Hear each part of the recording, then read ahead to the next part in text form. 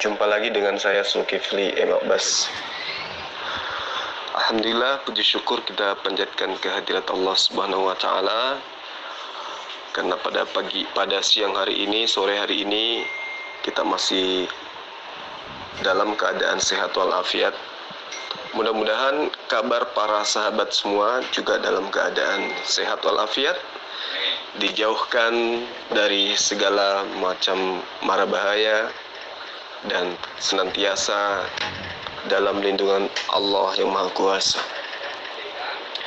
Para sahabat yang saya rindukan, yang saya cintai, kali ini seperti biasa saya mempersembahkan sebuah hasil dialog dengan saudara Ferguson, di mana seperti biasa saudara Ferguson ini selalu ngeyel dan terkesan sok tahu ya. Mungkin para sahabat bertanya, kenapa saya harus melayani saudara Ferguson ini untuk berdiskusi atau membicarakan tentang keyakinan? Karena beliau ini dikenal sebagai seorang penghujat ya. Tapi kalau sekiranya sahabat semua tahu ya, metode debat yang dia pertontonkan di channel ini itu sebenarnya belum ada apa-apanya dibandingkan Ferguson masa lalu. Ferguson tempo dulu itu luar biasa, susah untuk kita ajak diskusi baik-baik. Sangat liar, argumentasinya penuh dengan hujatan dan tidak berlandaskan kepada etika ataupun moral layaknya sebagai warga negara Indonesia yang baik. Beliau oleh para sepuh di dunia debat itu terkenal sebagai sosok yang liar, yang tidak memiliki etika di dalam berdiskusi atau memaparkan sebuah argumentasi. Sehingga dengan alasan itulah kemudian para sahabat, saya merasa terpanggil untuk senantiasa melayani arah materi yang senantiasa dia ajukan ketika dia ingin berdiskusi di grup. Ya mungkin para sahabat ada yang kesal, tapi mohon maaf, itu harap maklum aja lah. Karena hal-hal seperti ini juga kita tidak bisa diamkan. Harus senantiasa kita, khususnya kami yang ikut di dunia debat, harus senantiasa mengikuti pergerakan beliau. Karena beliau ini memang misionaris ya. Saya kira seperti itu ya rekan-rekan sekalian, agar kita semua mawas diri aja bahwa kebencian yang ada pada mereka terhadap ajaran agama Islam itu tidak segan-segan mereka luapkan di dalam berdiskusi maupun di dalam melakukan program-program yang sejatinya merupakan sebuah langkah bagaimana bisa mengajarkan dan merekrut sebanyak mungkin penganut dalam agama mereka. Saya kira begitu ya rekan-rekan sekalian. Di sini udah pukul 15:40 waktu Indonesia Tengah. Akhirnya saya hanya bisa mendoakan para sahabat sekalian, mudah-mudahan tetap dalam lindungan Allah, tetap diberi kekuatan, diberi keteguhan iman, dijauhkan dari segala hal-hal yang membuat iman kita ini menjadi lemah ya. Saya akhiri. Assalamualaikum warahmatullahi wabarakatuh.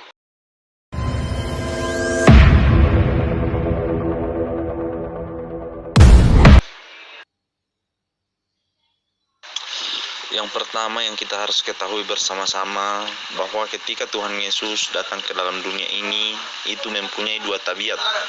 Tabiat pertama yaitu manusia 100%. Jadi dia manusia 100%. Jadi jangan heran kalau dia lapar, dia haus, dia capek. Karena dia memang manusia seperti itu. Pada saat dia datang ke dalam dunia ini, dia memposisikan dirinya sebagai manusia 100%. Tetapi dia juga Allah 100%, pribadi Allah, seperti itu. Jadi ketika Yesus melakukan hal-hal yang demikian, tidak usah heran, seperti itu. Karena dia adalah Allah, dia adalah manusia. Pada saat dia datang ke dalam dunia ini, itu mengosongkan dirinya, bukan berarti membuang seperti itu. Artinya salah satu atribut Allah itu adalah maha tahu, maha segala, istilahnya salah satunya maha tahu. Jadi atributnya itu pada saat dia di dalam dunia ini dia dia kosongkan, dia tinggalkan, dia kosongkan dulu. Seperti itu, dia tidak pakai atribut itu, tapi bukan dalam arti atribut itu dibuang, seperti itu. Jadi ingat sekali lagi bahwa ketika Tuhan Yesus datang ke dalam dunia itu mempunyai dua tabiat, ada manusia 100%, Allah 100%. Terima kasih. Oke, terima kasih Pak, udah kembali muncul. Begini, kenapa saya katakan bahwa Tuhan Yesus ketika dia datang ke dalam dunia ini memiliki dua tabiat, yaitu 100% manusia, 100% Allah. Anda mempertanyakan bahwa kira-kira logikanya seperti bagaimana? Oke, begini. Yang perlu kita ketahui bahwa Tuhan itu tidak terbatas seperti itu. Dia mau jadikan beberapa pribadi, itu terserah dia seperti itu. Benar nggak? Jadi berbeda dengan manusia. Manusia mempunyai keterbatasan untuk membagi-bagikan tabiat atau untuk mendapatkan gelar dalam artinya di suatu kondisi dia mendapatkan langsung gelar dua seperti itu. Satu posisi berbeda dengan Tuhan. Yang kita lagi bicarakan kan Tuhan, seperti itu. Jadi dia mau mendapatkan gelar 100% manusia, 100% Allah, tidak jadi masalah. Karena dia adalah Tuhan, tidak mempunyai keterbatasan. Itu seperti itu Pak. Terima kasih. Ketika Yesus 100% manusia, berarti tidak ada lagi celah unsur lain pada dirinya. Karena sudah 100% manusia, ya sudah total kan jadi manusia. Terus bagaimana kemudian Anda bisa mengatakan dia 100% manusia kalau masih ada 1% sisi ketuhanan pada diri Yesus, apalagi sampai 100%? Itu gimana logikanya? Shalom, selamat sore semuanya. Selamat berbuka puasa bagi yang muslim. Jangan lupa berdoa, minta keberkahan dari Tuhan Yesus yang Maha Kuasa sebelum berbuka puasa ya. Ingat, minum air putih dahulu, baru makan makanan yang berat. Kalau bisa makan makanan yang ringan dulu. Oke. Nah, kemudian kalau memang dalam keadaan terpaksa dan tidak ada makanan lain yang bisa dimakan, insya Allah babi tidak diharamkan untuk kalian berbuka puasa. Jadi silahkan bagi yang umat muslim mau makan daging babi tidak masalah ya, sebagai lauk buka puasa tidak masalah, silahkan dimakan, dinikmati, karena menurut Quran daging babi itu halal kalau kalian dalam keadaan terpaksa, apalagi di bulan puasa loh, waktunya berbuka puasa. Jadi insya Allah babi itu dikaruniakan menjadi daging yang lezat sebagai menu pembuka puasa untuk kalian semua ya. Silahkan dinikmati. Jadi pernyataan bahwa Yesus itu 100% manusia, 100% Tuhan ya, atau Allah, itu kan konsep imannya orang Kristen, bukan? Yesus tidak pernah mengatakan seperti itu ya kan? Yesus tidak pernah mengatakan bahwa aku ini adalah 100% manusia dan 100% Tuhan. Yesus tidak pernah katakan itu. Jadi kalau kita lihat dari sejarah, di mana peristiwa penyembahan atau pentuhanan kepada Yesus anak Maria, maka pikiran kita yang orang belakangan ini pasti akan kembali pada peristiwa penyaliban yang dilakukan oleh orang Romawi kala itu. Ketika muncul pertanyaan itu, apakah Yesus itu adalah benar Tuhan? Apakah Yesus itu benar, penyaliban itu benar, dan peristiwa-peristiwa yang terjadi yang diberitakan oleh teman-teman Kristen itu adalah benar? Jawabannya harusnya sederhana. Jika benar, ya, bukankah seharusnya orang Arab dan Bani Israel itu pastinya memeluk agama Kristen? Kenapa? Karena peristiwa tentang penyaliban Yesus ini terjadi di daerah Timur Tengah, kan gitu ya. Bahkan dijelaskan di dalam gospel bahwa peristiwa penyaliban tersebut sangatlah menggentarkan hati siapa saja yang melihat dan merasakan. Apalagi yang menjadi saksi terjadinya peristiwa tersebut. Dalam gospel dikatakan bahwa ketika Yesus disalib, maka tanah terbelah, gempa bumi terjadi, dan orang-orang mati bangkit. Iya kan? Jadi orang-orang yang mati itu bangkit sama seperti Yesus. Jadi bukan cuma Yesus yang bangkit dari kematian.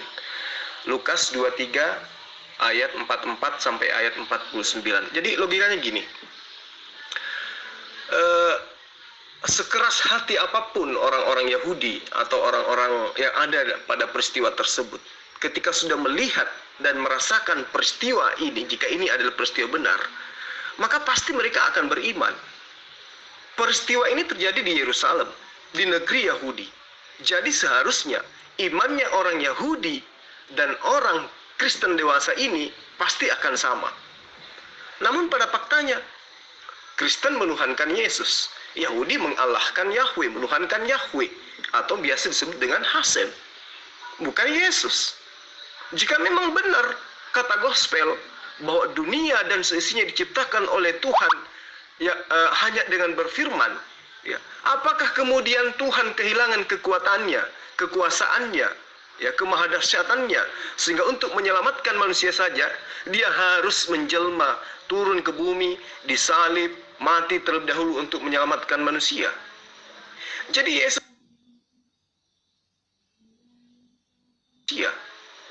Jadi Yesus 100% Tuhan, 100% manusia, itu bukanlah ajaran Yesus. Coba Anda baca di Korintus 5 ayat 15, Roma 10 ayat 9. Siapa yang mengajarkan itu? Dia adalah Paulus. Kalian ini nggak usah malu-malu. Daging babi itu enak dan halal kok. Kan asalkan konteksnya dalam keadaan terpaksa. Udahlah, makan aja, makan. Ayo, makan. Nambah lagi, nggak apa-apa. Anggap aja makanan sendiri. Ya, nggak perlu malu-malu lah. Orang dalam keadaan terpaksa kok. Saya kan nawarin ke orang-orang yang dalam keadaan terpaksa, ya kan. Kalau nggak terpaksa ya makan makanan lain bisa, nggak apa-apa. Saya nggak ngelarang kok. Kalau mau aja silahkan, ya kan. Sang-sang babi enak loh. Enak, serius enak. Saya pernah coba dan sering. Enak banget. Coba deh kalian coba. Sekali aja coba, pasti ketagihan. Lebih enak dari rasa daging sapi sama daging kambing, serius. Daging ontanya kalah. Jadi gini kawan, ya. Saya tahu tujuan kamu itu melecehkan, dan ini adalah penodaan menurut saya. Tapi nggak apa-apa lah ya, kan memang sudah tabiatnya gitu. Teko yang berisi kopi, jika tertuang atau tumpah, tidak mungkin yang tertuang itu adalah susu. Pasti isinya kopi. Begitu juga hati yang kotor, hati yang penuh kebencian, ketika dia bertutur kata, maka jangan pernah berharap kata kasih yang akan keluar dari mulutnya, tapi yang keluar adalah sesuatu yang pasti akan membuat orang lain itu merasa tidak nyaman. Nah, pertama, kamu mengatakan kami berdoa dalam berbuka minta kepada Yesus. Sementara Yesus sendiri berdoa kepada Allah. Jadi itu tertolak ya. Kemudian mengenai babi. Ya, ini karena kamu tidak ada ilmu ya. Di dalam Al-Quran itu dijelaskan, terjemahannya jelas. Sesungguhnya Allah hanya mengharamkan bagimu bangkai, darah, daging, dan babi. Dan binatang yang ketika disembeli disebut nama selain daripada Allah.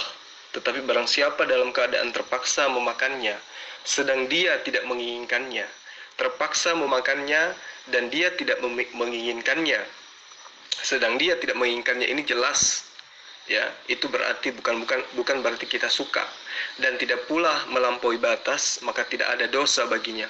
Sesungguhnya Allah Maha Pengampun lagi Maha Penyayang. Jadi firman Allah dalam Al-Quran jelas dikatakan sedang dia tidak menginginkannya. Artinya dalam memakannya itu tidak melampaui batas yang dibutuhkan. Jelas dalam Al-Quran ini tidak pula melampaui batas. Artinya begitu seseorang mendapatkan pilihan makanan, ya, hal-hal yang tidak diharamkan oleh Allah, maka tinggalkan yang haram itu meskipun hanya sedikit. Jadi makna daripada ayat itu, ya, bahwa sedang dia tidak menginginkan adalah seseorang memakan hal-hal yang diharamkan oleh Allah itu semata-mata karena memang terpaksa, bukan malah dengan menikmati atau merasakan enaknya. Itu berarti kalau dia merasakan enaknya, berarti dia menginginkan. Sementara ayatnya, sementara dia tidak menginginkan. Jadi adapun arti bahwa dia tidak melampaui batas, itu jelas makannya hingga tidak melampaui batas atau sampai kenyang. Nah, itulah sebabnya saya katakan bahwa kalau kamu ingin mengkaji Islam, berbicara mengenai Islam, tolong pakai ilmu, ya. Karena dalam Islam itu jelas sekali bahwa apa yang diajarkan oleh Islam itu sudah merupakan sebuah kaidah. Sama seperti Yesus itu ajarannya tidak setitik pun, ya, tidak boleh melanggar hukum Taurat hari Sabat, ya, tidak boleh. Di dalam Taurat itu orang yang bekerja atau melakukan aktivitas pada hari Sabat itu hukumnya dibunuh. Tetapi Yesus pada hari Sabat dengan murid-muridnya malah memetik gandum. Itu artinya kenapa? Karena mereka dalam keadaan darurat, dalam keadaan terpaksa, mereka dalam keadaan lapar kala itu. Sehingga Yesus dan muridnya memetik gandum. Artinya apa? Meskipun itu Allah sudah mengharamkan, tetapi pada posisi darurat dalam hal makanan, ya, bukan dalam semua hal, maka Dia yang Maha Pengampun lagi Maha Pengasih memberikan solusi. Boleh, tapi bukan dalam keadaan berbuka kayak sekarang. Itu keadaan berbuka kayak sekarang. Itu kamu sedang istilah itu sementara menghujat kamu itu.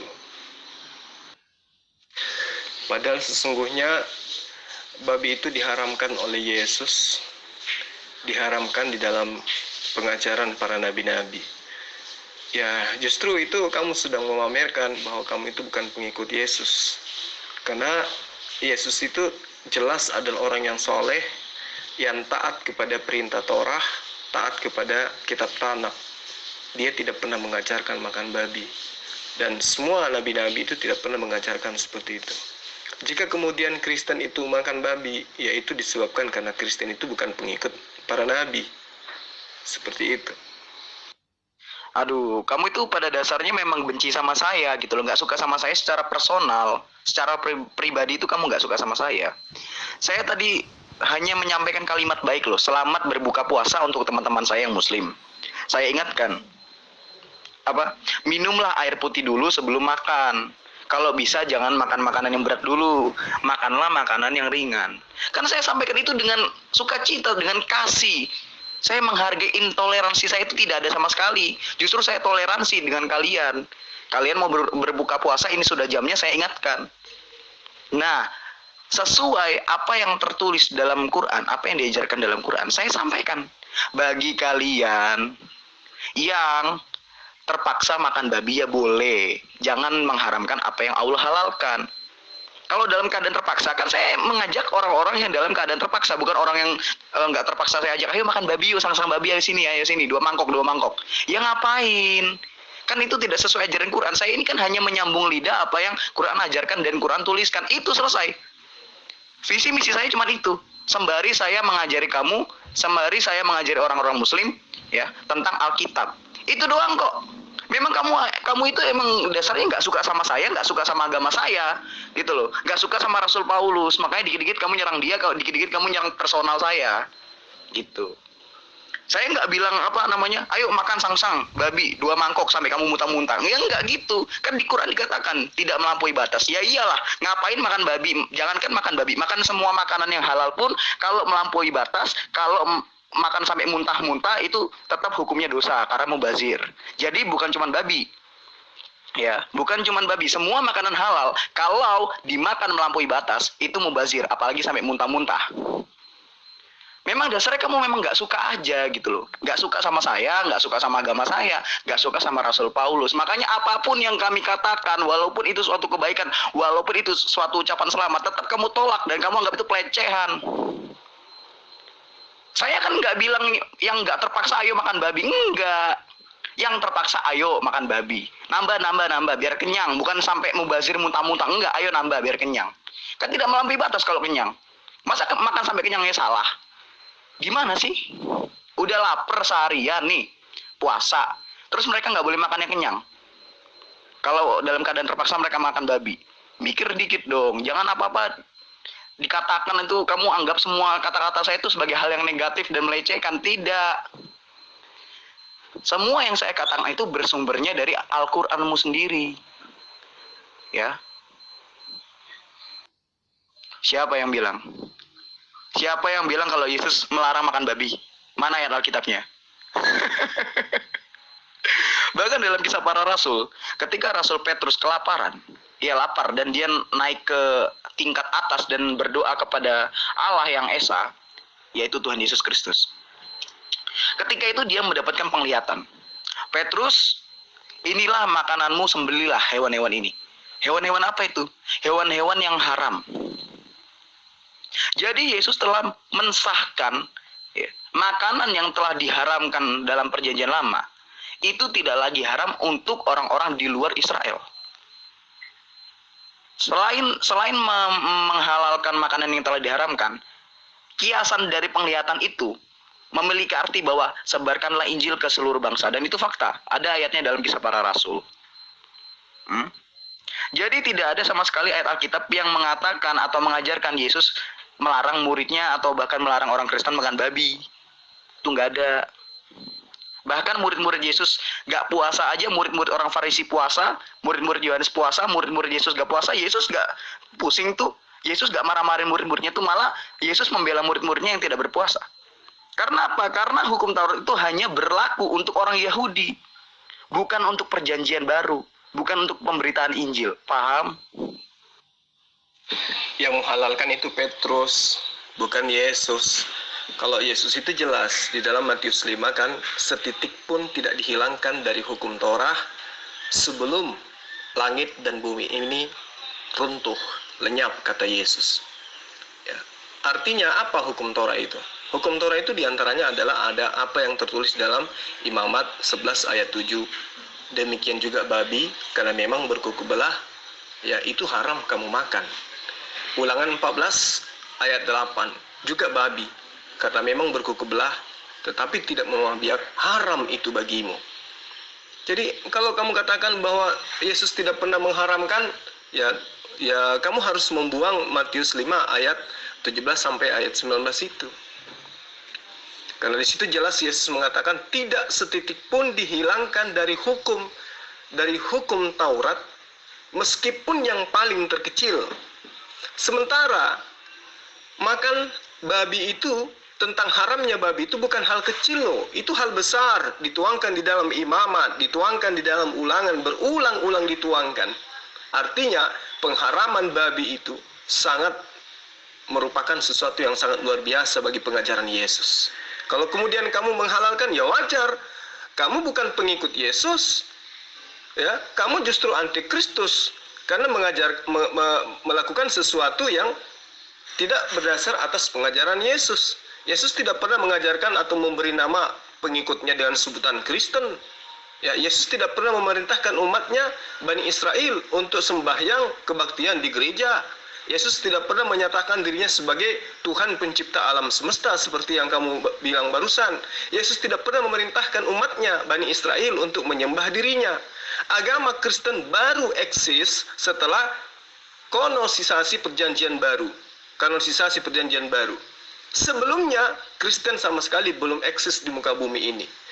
Tapi ajarannya sudah ada jauh sebelum Yesus itu ada di muka bumi, yaitu dianut oleh para pagan Mesir, kemudian Romawi dan juga Yunani. Jadi Kristen itu istilah Yunani dari kata Kristos, yang merupakan terjemahan dari kata Ibrani Mesiah, yang berarti yang diurapi atau yang ditasbihkan. Sementara Yesus adalah seorang Israel yang berbahasa Ibrani. Jadi bagaimana mungkin Yesus mengajarkan Kristen yang notabene bukan istilah dari agamanya sendiri?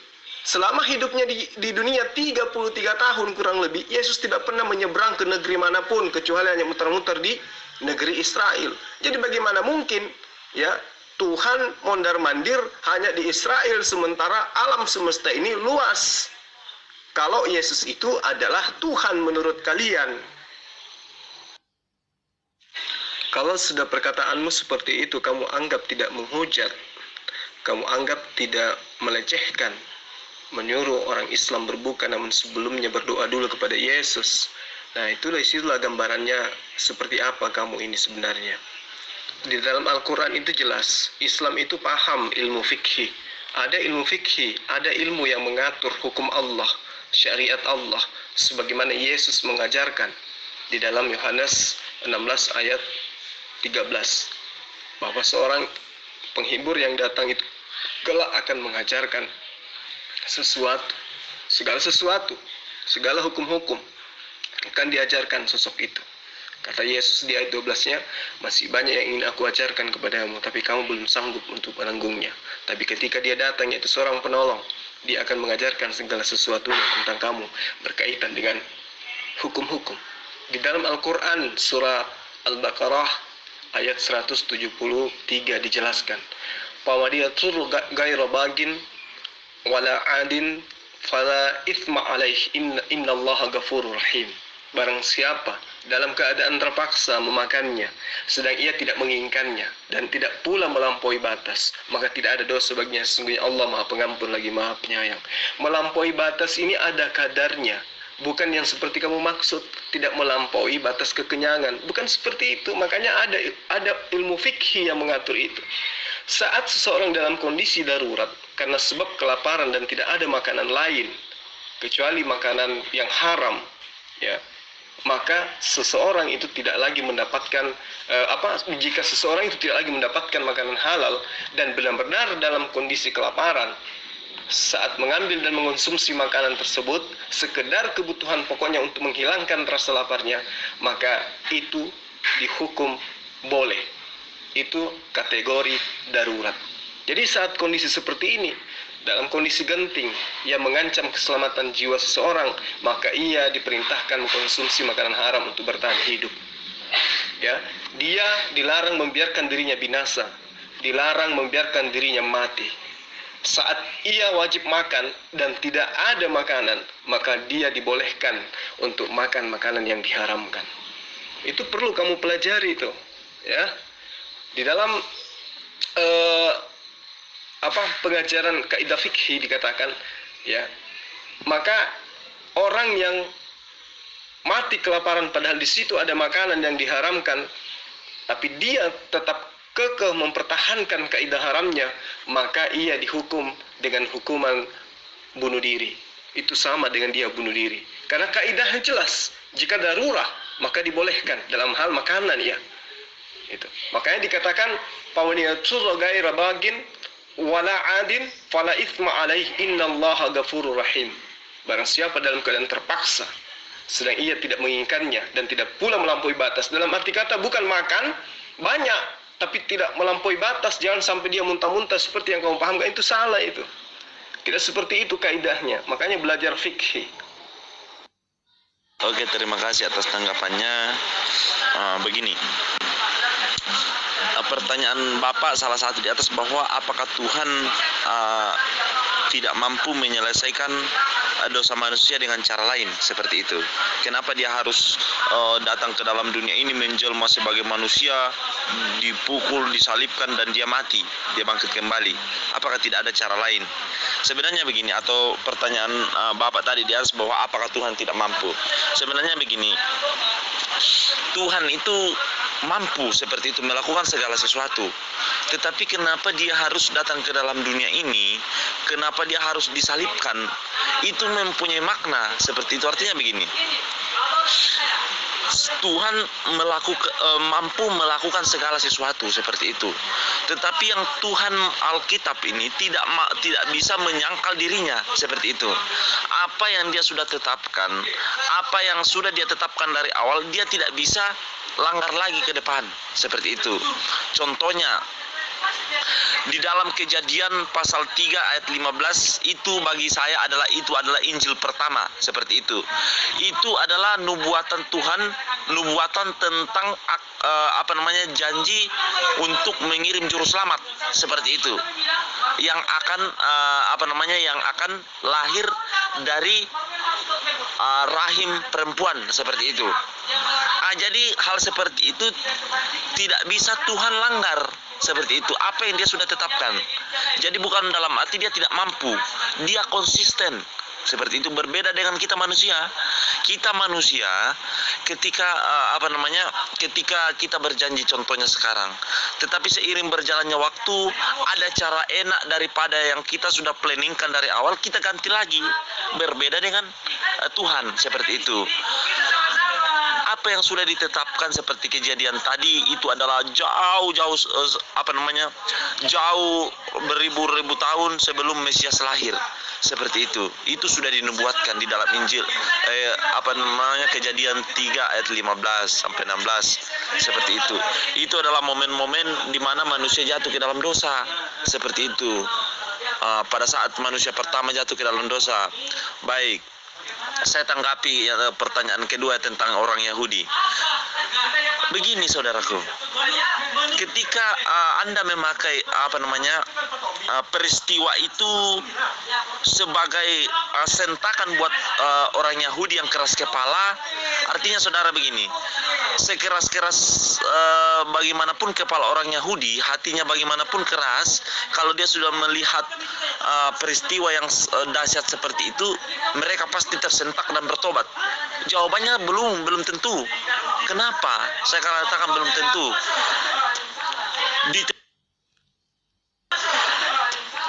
Di tengah pelayanan Yesus di bumi atau di dunia ini begitu lama di Yahudi sana seperti itu, dia melakukan berbagai macam mujizat, bahkan mujizat yang sangat dahsyat, membangkitkan orang mati,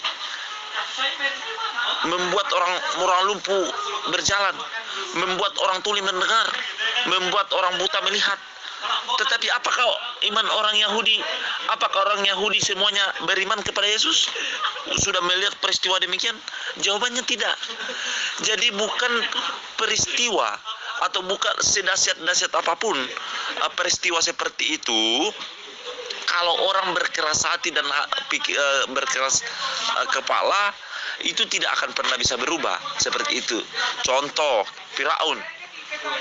Ketika Anda pernah mempelajari tentang Keluaran atau kitab Taurat, di dalam Keluaran Firaun dikasih Tuhan silih berganti tulah seperti itu. Tetapi dia tetap mengeraskan hatinya, dia tetap tidak mau percaya dengan Tuhannya Israel atau Tuhannya orang Yahudi seperti itu. Dia tetap aja mengeraskan hatinya sehingga tetap memperbudak kaum Yahudi seperti itu. Jadi peristiwa-peristiwa seperti itu tidak bisa dijadikan sebagai dasar atau suatu pegangan bahwa orang bisa berubah. Jadi kita keliru di situ. Terima kasih Ustadz. Selamat. Allah itu bro Sul, Allah itu maha kuasa bro, maha kuasa, maha pengampun, maha kasih, maha apa saja semuanya. Tetapi jangan lupa bro Sul, Allah juga maha adil sayang. Dosa harus dihukum karena dia maha adil, jangan lupa. Walaupun dia maha pengasih, tapi jangan lupa juga sifatnya yang lain. Kalau dia maha adil, dosa harus dihukum. Kalau dosa tidak dihukum, berarti dia tidak maha adil. Itulah kenapa dia turun ke bumi bro, untuk menyatakan kemahaadilannya itu plus maha kasihnya. Jadi satu gerakan, dua maha. Dia nyatakan, maha adil, maha pengasih. Maha adil, dosa itu harus dihukum. Maha kasihnya, dialah yang pasang badan untuk menerima hukuman itu untuk kita. Begitu bro. Zul nggak usah pura-pura deh. Masa gituan aja bingung? Yesus menanggung dosa manusia, Zul bingung. Giliran Muhammad menanggung dosa muslim, lu santai-santai aja. Ya kan? Allah berkata kepada Muhammad, minta ampunlah atas dosamu dan dosa orang-orang mukmin. Jadi orang Kristen itu memang sering mengatakan bahwa Yesus itu menanggung dosa manusia yang percaya kepadanya. Padahal Yesus mengajarkan harus percaya kepada Allah yang mengutus dia dan percaya kepada dirinya yang hanya utusan Tuhan. Nah, Kristen melalui ajaran Paulus percaya Yesus itu sebagai Tuhan, diselamatkan. Ya, dengan percaya kepada Yesus maka dijamin masuk surga. Dijamin loh. Dijamin katanya, bukan mudah-mudahan. Jadi tidak usah menunggu hitung-hitungan terakhir antara dosa dan amal ibadah. Padahal Yesus disebut sebagai hakim. Apa yang dia mau hakimi? Coba. Katanya dia sudah menebus semua dosa. Ngapain juga jadi menjadi hakim lagi? Katanya sudah pasti dijamin masuk surga menurut Paulus di dalam Roma 10 ayat 9. Ya, sebesar apapun dosanya itu tidak ditawar-tawar. Langsung diselamatkan. Katanya karena begitu besar kasih Allah akan dunia ini sehingga ia mengaruniakan anaknya yang tunggal, maksudnya Yesus, supaya setiap orang yang percaya kepada yang tidak binasa melainkan beroleh hidup yang kekal. Tapi ujung-ujungnya isi pengajarannya bukan ajaran Yesus, ajaran Paulus, ajaran dari Romawi. Kan lucu. Perlu kamu ingat dan perlu kamu ketahui bahwa Kristen tidak akan pernah menghalalkan apa yang diharamkan oleh Alkitab, kecuali jika Yesus sendiri yang menghalalkan sesuatu yang diharamkan oleh Alkitab itu. Oke? Karena di dalam Quran sendiri, Isa berkuasa menghalalkan syariat yang telah diharamkan Allah, begitu juga sebaliknya. Isa berkuasa untuk mengharamkan apa yang telah dihalalkan oleh Allah. Jadi syariat Allah ini bisa diobok-obok lah sama Isa, istilahnya seperti itu. Lalu kemudian dalam Kisah Para Rasul 10 ayat 7 sampai 10 ya, kalau nggak sampai 12. Coba kamu baca. Ketika Rasul Petrus lapar, sedang makanan masih disediakan, Rasul Petrus mendapat penglihatan. Turunlah sebuah kain merah dari langit, dan di tengah-tengah kain merah itu ada sejumlah binatang-binatang haram. Lalu firman Yesus turun dari langit. Petrus, sembelilah semua binatang ini dan makanlah. Petrus menolak. Kenapa? Dia berkata, tidak Tuhan, tidak, ini makanan yang haram. Tetapi Yesus berfirman lagi, apa yang telah dihalalkan oleh Tuhan tidak boleh kamu haramkan. Nah, disitulah menjadi ajaran Kristen bahwa segala makanan telah dihalalkan oleh Yesus. Tidak ada makanan yang haram, asalkan makanan itu tidak muntah ya, tidak muntah saat dimakan lalu dimakan lagi. Nah, itu namanya makan muntah sendiri kayak kebiasaan kamu. Ya. Lalu ada apa kamu mengait-ngaitkan Yohanes 16 itu dengan kaidah Islam? Tidak ada hubungannya. Kalau kamu mau bilang sang penghibur itu adalah Muhammad, tolong hargailah agama kami. Jangan manusia yang tidak luput seperti Muhammad ya. Manusia yang tidak luput dari dosa seperti Muhammad, Manusia yang tidak luput dari dosa seperti Muhammad, kamu samakan ya dia dengan sang penghibur, yaitu adalah Roh Kudus. Karena apa? Karena kita semua tahu bagaimana akhlaknya Muhammad itu seperti apa. Kita tahu dia orang yang unmoral ya, dan tidak layak untuk disamakan dengan Roh Kudus. Roh Kudus itu adalah roh yang suci berasal dari Elohim. Roh Elohim itu sendiri. Jadi tolong hargailah agama kami. Jangan sampai kamu samakan manusia yang tidak luput dari dosa atau manusia yang bahkan sering berbuat dosa seperti Muhammad, kamu samakan dia dengan Roh Kudus. Akhlaknya pun tidak mencerminkan orang yang ada dalam kebenaran. Sorry ya, tapi inilah kenyataan memang. Jadi jangan kamu menyinggung Roh Kudus itu adalah Muhammad, karena dalam Quran sendiri Roh Kudus itu adalah roh yang Allah utus gitu loh. Roh Allah sendiri yang menjadi manusia secara sempurna gitu, bukan Muhammad. Lagian roh kudus itu, roh kebenaran itu adalah roh penolong, sang penolong ya. Di dalam Quran, sang penolong itu adalah Allah itu sendiri. Tidak boleh mengambil penolong lain selain Allah. Kalau kamu menganggap bahwa Muhammad itu adalah penolong, nah berarti kamu sudah mengkafirkan diri kamu sendiri dengan menjadikan Muhammad sebagai berhala. Oke? Lalu kedua, saya kan bilang, saya ajak makan orang yang terpaksa saja. Bukan dengan kapasitas melampaui batas. Ya, itu namanya mubazir. Kalau makanan yang dimakan melampaui batas, bukan hanya babi.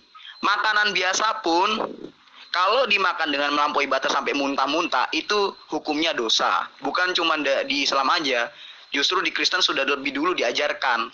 Gitu loh, nggak tahu Islam nyontek atau enggak. Ya.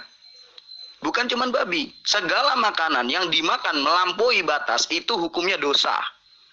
Jadi apakah salah jika orang yang dalam keadaan terpaksa memakan babi, ya, sedangkan dia tidak mengingini, oke, tidak masalah. Dan dia makan hanya dengan kapasitas supaya dia tidak mati, yaitu kenyang. Bukan sampai mubazir muntah-muntah gitu. Berarti saya nggak salah ngomong kayak gitu. Terus ngapain kamu nyanggah omongan saya sendiri? Ha? Aneh. Ya, jadi yang saya bilang itu tidak ada kesalahan sama sekali. Justru mendukung apa yang Alkitab, yang Al-Quran ajarkan, gitu. Bro, ini kita bicara seandainya saja ya, bukan seandainya, gambaran aja. Kalau kamu percaya Abraham, bro, atau Ibrahim, kamu juga percaya sama Allahnya, bro.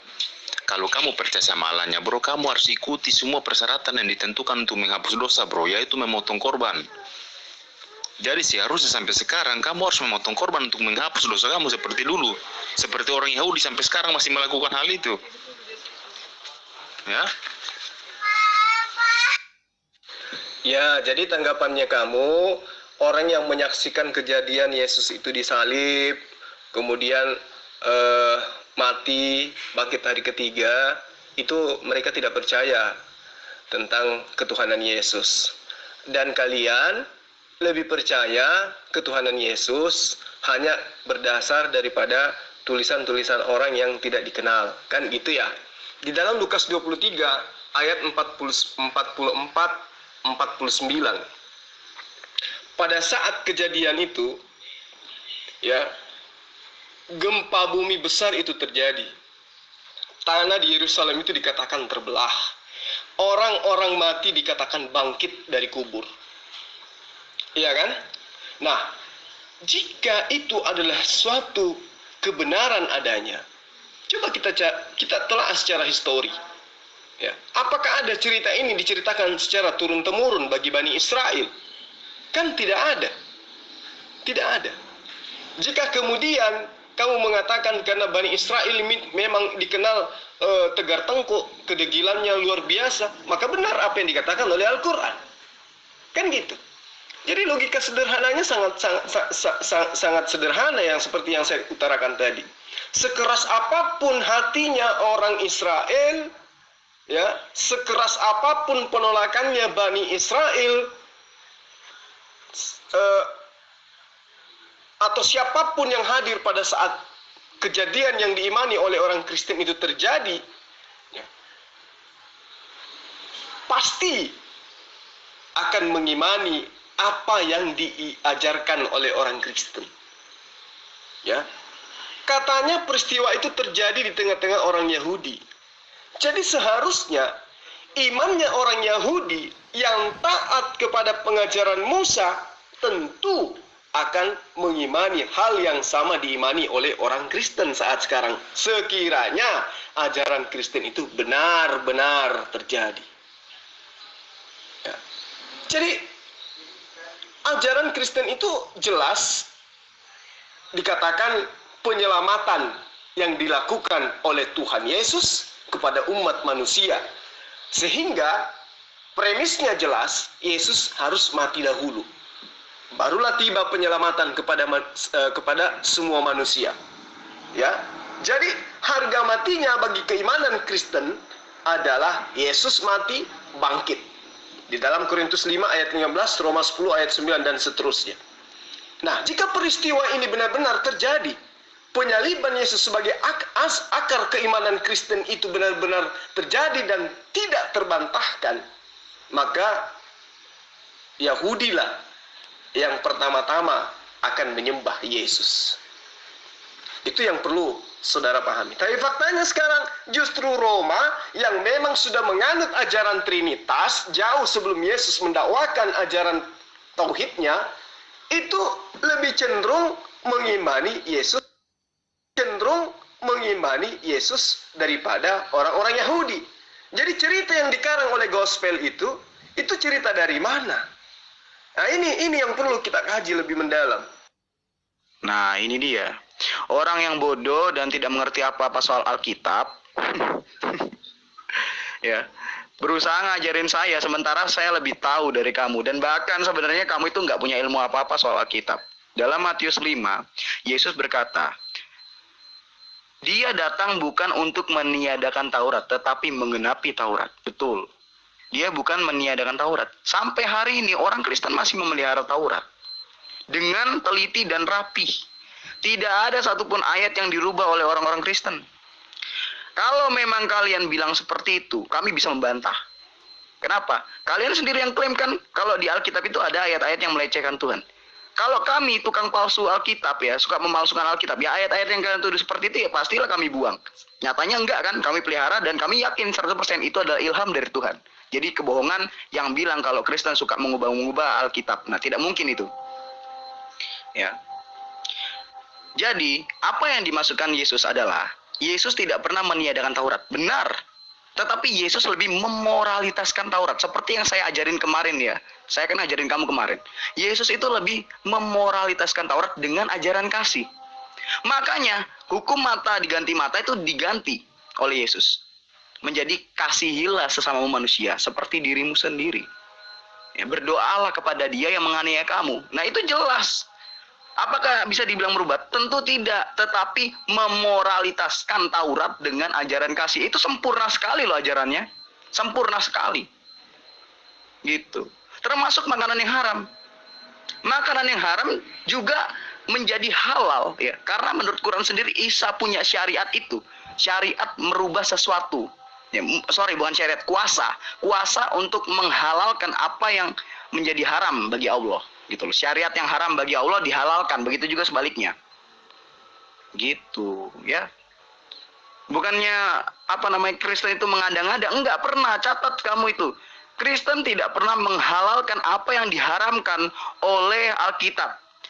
Sampai sekarang, menurut Alkitab, perzinahan itu adalah sesuatu yang haram. Kristen tidak pernah melegalkan yang namanya perzinahan. Oke? Pertama, Yesus merubah tatanan yang ada di dalam Taurat. Dan itu kamu imani. Terus kemudian, kamu mengingkari bahwa Taurat dan juga pengajaran Yesus itu sudah dirangkumkan di dalam Al-Quran. Kamu menolak itu. Tapi ketika Yesus yang merubah tatanan syariat yang ada di hukum Taurat, kamu imani. Padahal Yesus sendiri mengatakan tidak setitik pun dihilangkan dari hukum Taurat sebelum langit dan bumi ini lenyap. Itu pengakuan Yesus. Ketika ada nasak dan mansukh di dalam pengajaran Yesus. Nah, itulah makanya dikatakan hukum darurat itu dibolehkan. Kaitan dengan haram, berhadapan dengan darurat. Itu yang perlu kamu paham. Ketika Yesus tidak boleh merubah hukum Taurat, diperintahkan kaumnya, umatnya, untuk mengkuduskan hari Sabat. Dan siapa yang melakukan aktivitas pada hari Sabat di luar daripada ibadah yang dikhususkan, maka dia dibunuh. Itu perintahnya dalam Alkitab, yang diimani oleh Yesus sebagai firman Allah. Yesus loh ya, yang mengimani itu. Tapi faktanya, Yesus kemudian dan murid-muridnya, itu berlaku apa? Pada hari Sabat mereka memetik buah gandum. Karena mereka kelaparan. Maka wajib hukumnya mereka sesuai dengan kaidahnya dihalalkan. Meskipun pada dasarnya adalah haram. Itu yang pertama. Kemudian yang kedua. Kaitannya kamu mengatakan kamu jangan menghina Roh Kudus kami. Kamu jangan melecehkan kami. Tapi kamu melecehkan Rasulullah Muhammad SAW lebih daripada yang kamu tahu. Ya, kamu mengucapkan sesuatu yang kamu tidak tahu. Kamu mengatakan Muhammad seperti ini, Muhammad seperti ini, tapi kamu tidak ada ilmu untuk itu. Kamu hanya bisa menghujat. Iya kan? Kalau kamu mengatakan saya tahu Al-Quran, ayo kita bahas Al-Quran. Sampai sejauh mana pemahaman kamu tentang Al-Quran? Nah, itu tantangan buat kamu. Jangan sampai sesuruh baca Quran, kamu nangis lagi nanti. Lalu kemudian kau mengatakan jangan kau samakan Rasulullah Muhammad SAW dengan Roh Kudus. Loh, kalau bukan Nabi Muhammad SAW yang sama seperti Nabi Musa, berarti kan Roh Kudus. Iya toh? Berarti Roh Kudus itu adalah Nabi. Karena dia adalah Nabi yang sama seperti Musa. Kan itu dasar perbincangannya tadi. Bahwa Yesus mengatakan di dalam Yohanes 16 ayat 12 sampai ayat 13. Bahkan sampai ayat ke-15. Terang sekali Yesus mengatakan, ada sosok yang datang selain dia yang akan mengajarkan segala sesuatunya yang berkenaan dengan hukum-hukum dan keadilan. Kaitannya dengan nubuat Ulangan 18 ayat 18. Bahwa Allah akan menaruh segala firman-Nya di dalam mulut Nabi tersebut. Nah, ternyata Yesus tidak. Karena Yesus masih mengatakan, tapi ketika dia datang, yaitu seorang penolong lain, dia akan mengajarkan segala sesuatu. Artinya, segala firman Allah akan ditaruh di mulut sosok yang disebut sebagai penolong lain itu. Siapa sosok penolong lain itu? Kalau kamu mengatakan itu adalah Roh Kudus, berarti ayo umumkan bahwa Roh Kudus itu adalah Nabi yang sama seperti Musa. Tapi kan tidak. Kamu mengimani Roh Kudus itu adalah Tuhan. Jadi kalau bukan Nabi, lantas siapa yang dimaksud oleh Yesus? Sosok penolong lain yang datang mengajarkan segala sesuatunya yang berkaitan dengan hukum-hukum dan keadilan dan penginsapan dosa akan dunia akan dosa. Ayo, siapa ya? Coba kamu tunjukkan di mana di dalam gospel dikatakan bahwa siapa yang makan melampaui batas itu adalah dosa. Saya ingin lihat di gospel mana itu tertuang. Nah, sekarang saya ingin jelaskan kepada kamu bahwa bolehnya mengambil yang haram, makanan yang diharamkan saat kondisi darurat itu harus memenuhi beberapa syarat. Pertama, benar-benar adanya bahaya yang mengancam keselamatan diri orang tersebut. Kedua, tidak ada solusi untuk menghilangkan bahaya itu, kecuali dengan mengambil yang haram, maksudnya makanan yang diharamkan itu. Ketiga, diyakini bahwa melakukan keharaman itu benar-benar akan menghilangkan bahaya tersebut.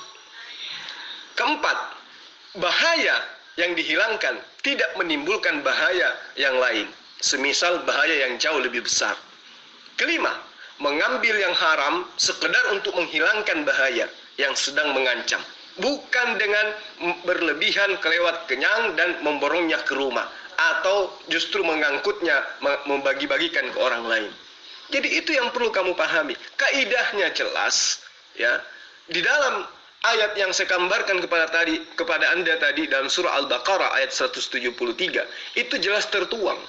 Ya, dalilnya, kaidahnya dikenal dengan sebutan al-darurat tubi al-muzarat, keadaan darurat yang membolehkan sesuatu yang dilarang.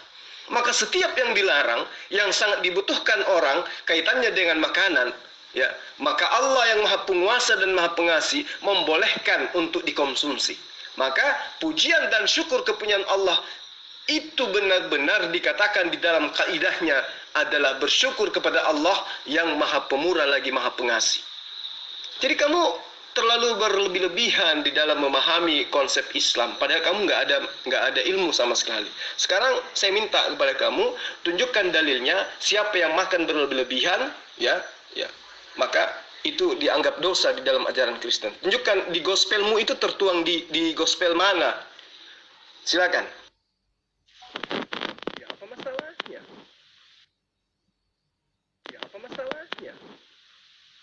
Orang minta ampun sama Allah, emang kenapa rupanya? Saya juga sering, setiap saya sholat, saya berdoa kepada Allah supaya Allah mengampuni segala dosa-dosa umat manusia, khususnya kepada umat muslim dan muslimah. Apa yang salah? Yang salah itu kalau Tuhan minta ampun kepada Allah. Tuhan berdoa kepada Tuhan, itu yang bermasalah.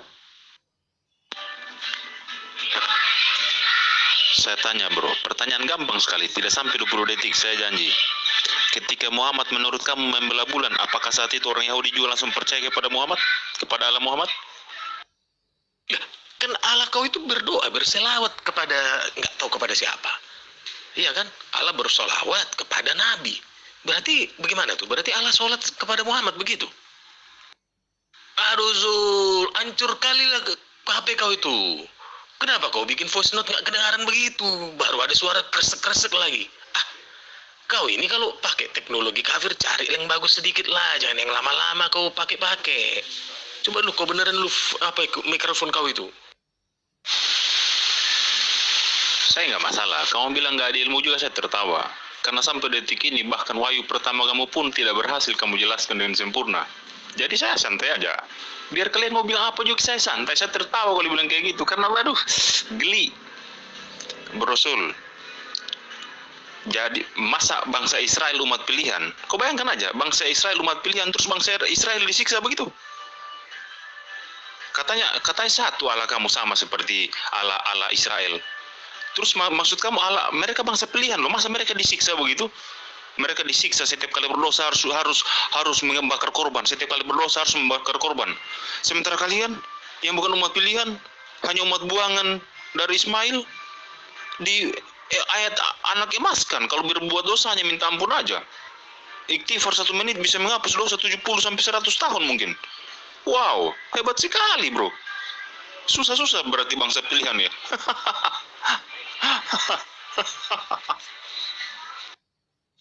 Kamu katakan sampai hari ini orang Kristen menjaga Taurat, tapi faktanya kamu hanya punya terjemahan-terjemahan, kamu tidak punya Taurat. Terus kemudian katanya Yesus itu datang untuk menggenapi, bukan untuk menghilangkan. Tetapi kalau menggenapi, apakah berarti sesuatu yang haram itu menjadi halal gitu loh? Contoh, Imamat 11 ayat 7. Janganlah engkau makan babi karena itu haram bagimu. Ketika digenapi menjadi halal gitu maksudnya. Ayo. Ketika diperintahkan di dalam hukum Torah, sunat itu adalah perjanjian kekal Allah. Apakah kemudian ketika digenapi sunat itu berubah menjadi sunat hati? Itu gimana ceritanya? Lalu kemudian tadi kamu katakan bahwa orang Kristen itu tidak pernah berubah hukum zina karena diharamkan di dalam kitabnya orang Yahudi, maka kami tetap menjaga haramnya zina. Kenapa kamu tidak menjaga haramnya babi? Di ayat mana Yesus menghalalkan babi? Di ayat mana Yesus menghalalkan hal-hal yang diharamkan oleh perjanjian lama? Coba, sampai sekarang kamu belum jawab. Yang kamu tunjukkan malah Petrus, yang menghalalkan Petrus. Lah itu bukan jawaban, karena yang saya minta Yesus. Justru yang kau tunjukkan itu Kisah Para Rasul, tulisan Lukas lagi. Mang Lukas ini siapa? Yesus.